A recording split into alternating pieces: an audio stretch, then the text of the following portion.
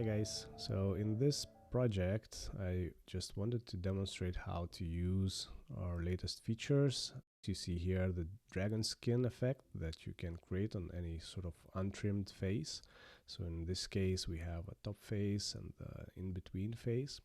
And you see me here typing some numbers in the array, and these are just sort of gaps in the pattern that gets picked up from the initial shape of the heart that is in the middle of this pattern, and then this pattern gets repeated along the gap intervals that you see in that array.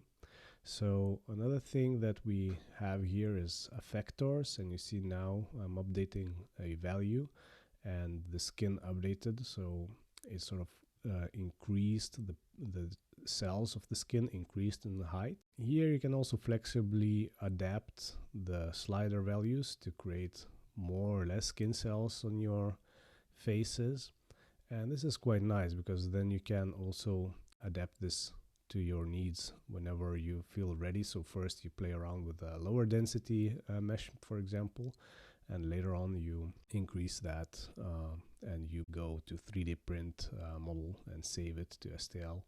So many things are possible. This is it. I hope you enjoyed it. Cheers, guys.